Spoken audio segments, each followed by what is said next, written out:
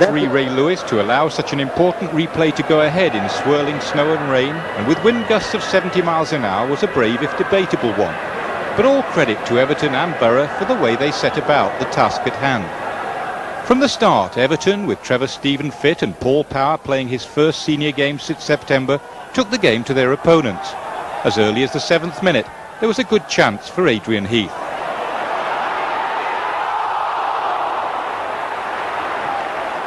Perhaps Heath should have done better, but you really have to appreciate how difficult it was for both defenders and attackers to judge the flight of the ball. With the gale at their backs in the first half, Everton were rarely doing anything other than attack, and although they used the conditions to their advantage, it wasn't all kick and rush. There was a lot of quality football on view as well, although Graham Sharp seemed to share Heath's anxiety in front of goal. It didn't take him long to make amends. 1 minute later, Borough, who were trying to keep the ball on the ground and play it to feet, overdid it slightly and were made to pay.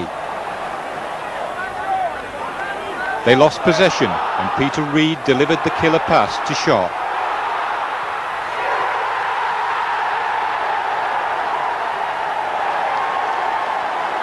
Sharp's 19th goal of the season and his 6th in the current FA Cup campaign. But I must say I enjoyed the seemingly tireless Peter Reid's contribution just as much as Sharp's clinical finish.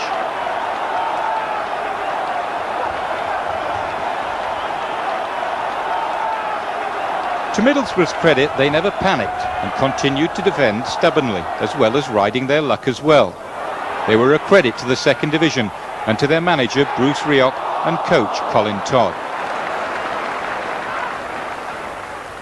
Had Everton grabbed a second goal before the interval, the tie would have been dead, but the thought of a 5th round home meeting against Liverpool is a powerful incentive, and brave Borough ran their legs off and hustled away even when Everton were knocking the ball about quite beautifully.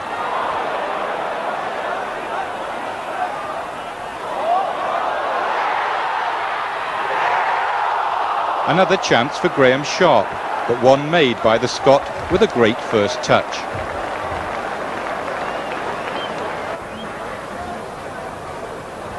That came 3 minutes before the interval and left you wondering if Borough could then use the conditions to their advantage. The answer early in the second half was no. Everton continued to dominate. But with 62 minutes gone and after Borough had again survived, the tie suddenly turned yet again. A huge boot upfield found substitute Kernahan's head. Paul Kerr then took on Gary Stevens quite brilliantly, and Stuart Ripley finished the job.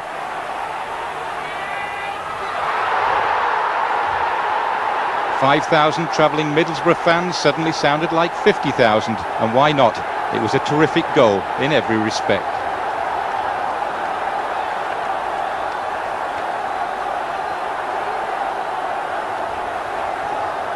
For just a few minutes after the equaliser, you believed Borough could actually win it. But it was only a few minutes, and Colin Harvey's lads were soon back in control. It became a case of whether Middlesbrough could hold out as wave after wave of Everton attacks built up. First a lovely chest pass by Sharp, clipped against the outside of the post by Heath. Time was running out fast by now, but Everton kept their cool and built attacks patiently. This next one sees Heath set up Trevor Stephen.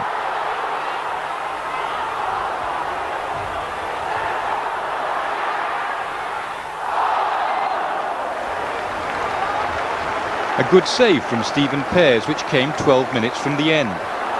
The tension for both sets of fans was now almost unbearable, but as the tie entered its 292nd minute and with just 7 minutes left of the game, Everton took the lead again. Middlesbrough lost possession and Everton surged forward. Trevor Stephen then ran at opponents as he had all night, found Gary Stevens in support, and the fullback's fiercely delivered low cross flew off Tony Mowbray's boot into his own net. The Borough skipper fell to the ground in anguish, totally understandable when you remember that it was his header in the dying seconds that took the first replay at Ayresome Park into extra time.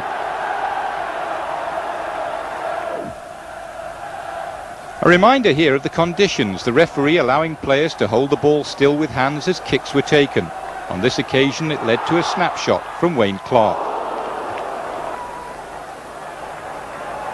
The Still, Bruce Rioch and Colin Todd urged their men on, but still it was Everton who looked more likely to score. Catching Borough in possession, it's Ian Snowdon who pulls the final shot wide this time.